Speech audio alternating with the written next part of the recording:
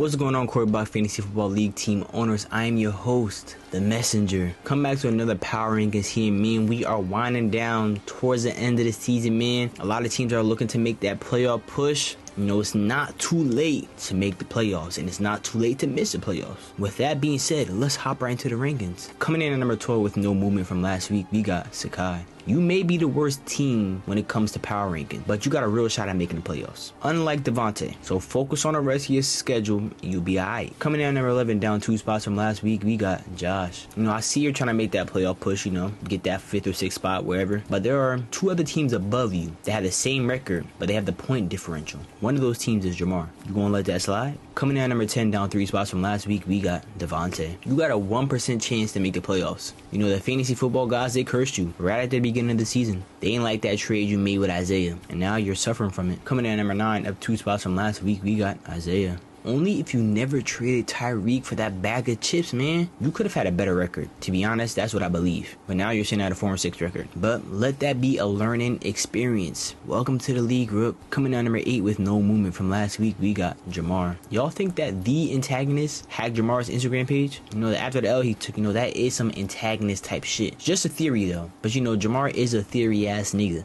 Coming in at number 7 with no movement from last week, we got Chris. When those other teams with a worse record start to make that playoff push, you gonna be the first to drop because you gotta start winning them games. But if you don't, and they do, you gonna be the first to drop, man. Like, you have been putting up points recently, I will give you that, but hopefully that's not too little too late. Coming in at number 6 with no movement from last week, we got NASIR. Yo, if anybody has heard from NASIR, please let me know. And if y'all do hear from him, let him know he about to miss the playoffs. He 3-7, about to be out of playoff contention. You know, he a game above DEVONTAE. Like, I don't know if he gonna hear this, so someone let him know. Coming in at number 5 with no movement from last week, we got PAPE. You just got by this week, but you cannot expect yourself to do that every week. Getting by is not gonna happen every time. So you need to pray that AJ and CD both stay healthy, because them boys is carrying your team. Coming in at number 4 with no movement from last week, we got the antagonist. The streak is over. 6 games, but what an amazing 6-week run it has been. That run put the league on notice. All the dick eaters ain't have shit else to say. Like, niggas got real quiet after the 0-3 start. I ain't hear a peep from them after. Coming in at number 3, down 1 spot from last week, we got RAQUAN. The first 4 weeks of the season, you were averaging a little over 156 points per game. These last 4 weeks, you have averaged somewhere between 115 and 116 points. Your team has peaked. Coming in at number 2, up 1 spot from last week, we got EMMET.